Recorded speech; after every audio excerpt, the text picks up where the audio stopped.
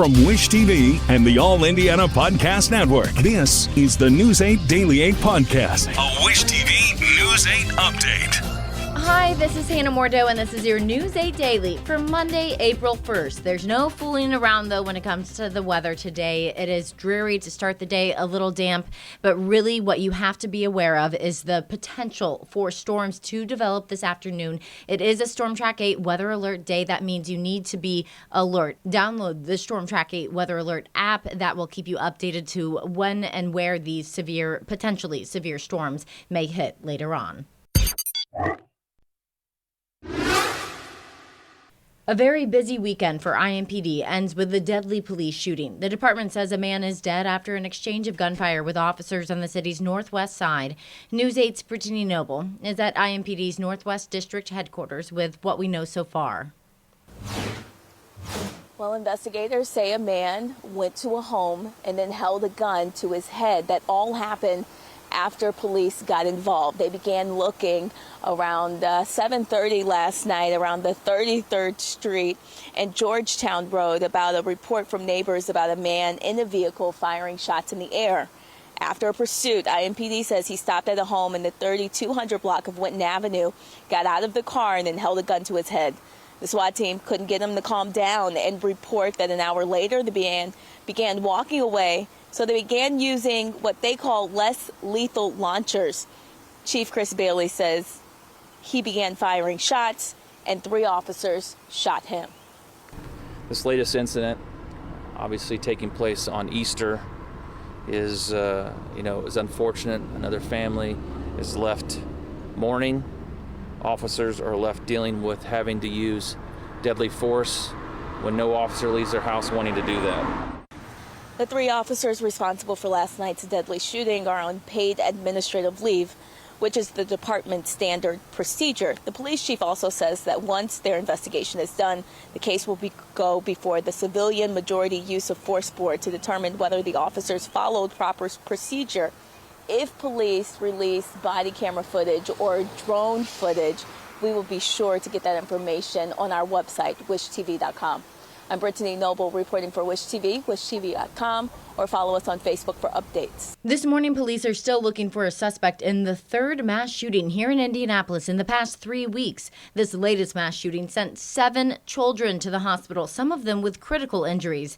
The victims are between the ages of 12 and 17. The shooting happened at around 11:30 Saturday night in the heart of downtown at Illinois and Maryland streets. That's not far from Circle Center Mall. Police are imploring parents to help keep violence like this from happening.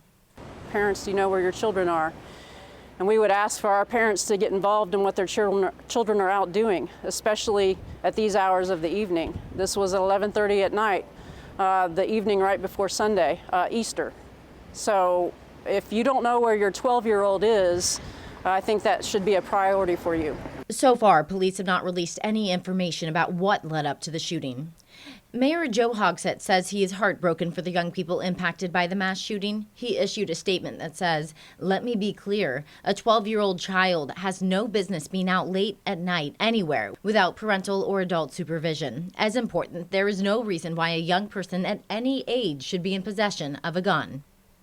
Switching now to basketball, the Purdue faithful can finally celebrate. The Boilermakers are on their way to the men's Final Four for the first time in 44 years. Sports director Anthony Calhoun and sports anchor Andrew Chernoff have more on Sunday's big win in Detroit. I know you Purdue Boilermaker fans are loving life tonight. Headed to the Final Four, first time since 1980, man. What a performance here this afternoon. Memorable. People will remember this game forever, and Purdue fans, you can actually relax, like AC said, because I'm sure those final minutes, just breathe. Yeah. You can breathe tonight. Breathe indeed. They played against a very good Tennessee team. They came in as the 2nd seed overall here in the Midwest region as far as Purdue. They were the number 1 seed in the Midwest, and boy, did we have a performance here this afternoon. Let's take a look at the highlights here today. Zach Edey and the Boilers have been waiting a long time to get to this point. Edey getting cooking early. Brayton Smith here tees him up. Edey slams it down. Boilers up by 2.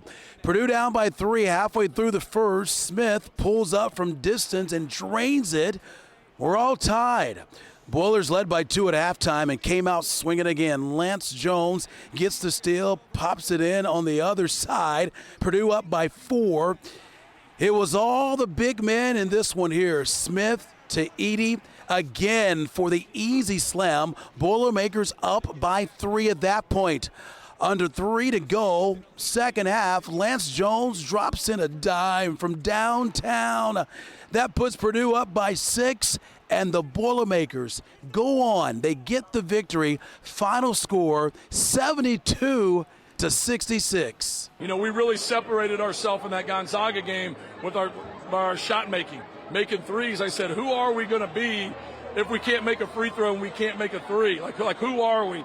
And I think we found that out tonight. We really showed some resiliency and made some big plays and got some stops, got some rebounds, and just hung tough. I saw you spend some time with your mom. It was a beautiful scene. What was that like for you to get a chance to share this Final Four opportunity with her? Amazing. She supported me through it all. Like she's the one person in my life who's always believed in me before I played basketball, before anything. She's always believed in me and believed in my potential.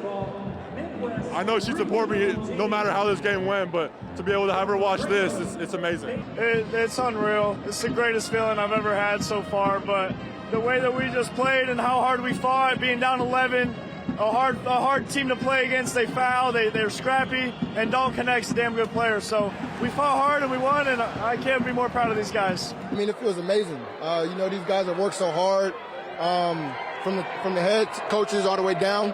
I'm just so proud of all the guys, and I'm happy for Coach Payne. So the Boilermakers headed to the Final Four. So far, so good from the fan base, traveling well to Indy, well to Detroit. You know they're going to all make the trip to Phoenix. I cannot wait to join them. We can't wait. Should be a great time. Of course, Wish TV will be out there in Phoenix covering the Purdue Boilermakers, just 2 wins away from winning a national title. That's it from Detroit. What a scene it was here this Sunday. We'll send it back to you in the studio. Like AC says, we will have extensive coverage from the NCAA Men's Final Four in Arizona this week. Purdue will face North Carolina State after the Wolfpack upset Duke last night.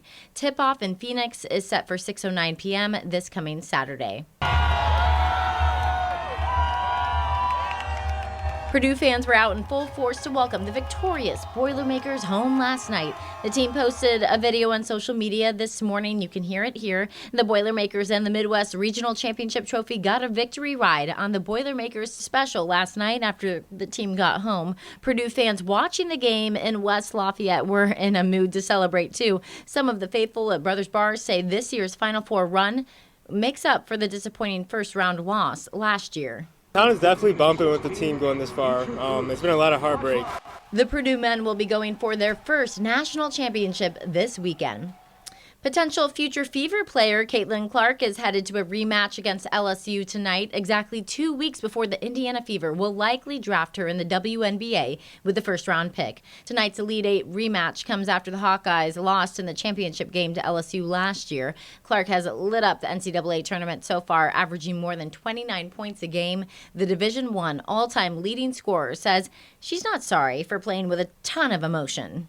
For me, my competitive passion is just all about the game and what fires me up and what fires my team up. I think that's what I'm focused on. I think I play with a lot of emotion, but I think our team is mostly focused on celebrating each other. Tonight's game in Albany, New York, tips off at 7:15. If Iowa wins, they will play either USC or UConn in the Final Four. Large cranes are being brought in to remove pieces of the collapsed Key Bridge in Baltimore. Getting sections of the bridge out of the way is expected to help crews search for the 4 construction workers who are still missing and presumed dead. It remains to locate the missing loved ones and get them to their families, and we want to do everything in our part in the Army Corps of Engineers to play a role in the governor's #1 priority. Crews will also work today to begin opening a different shipping channel in Baltimore. New on Daybreak, tens of thousands of people in Israel protested in Jerusalem on Sunday. It's the largest anti-government protest since the country went to war with Hamas in October.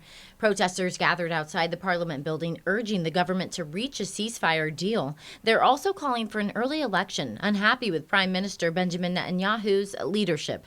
At the same time, thousands of protesters in Tel Aviv were also calling for a ceasefire following a large protest from the night before. Police say they arrested 16 people after protesters set fires and blocked roads. Protect your private information now. That's the advice from AT&T after a massive data breach. The company announced over the weekend that information from 73 million customers was leaked on the dark web. The leaked information includes social security numbers and passwords. Company says it has launched an investigation, and it says it's begun notifying customers whose personal information was compromised. This has been your News 8 Daily. From Wish TV, I'm Hannah Mordeau. Watch us on wishtv.com and follow us on Facebook for updates. This is the News 8 Daily 8 podcast, a Wish TV News 8 update on demand. For even more, on demand and on the go. Connect with Wish TV on Facebook at wishtv.com and on the free Wish TV mobile app. Thank you for listening. And be sure to like, subscribe, and follow this podcast for updates every weekday morning on the All Indiana Podcast Network and wherever you get your podcast.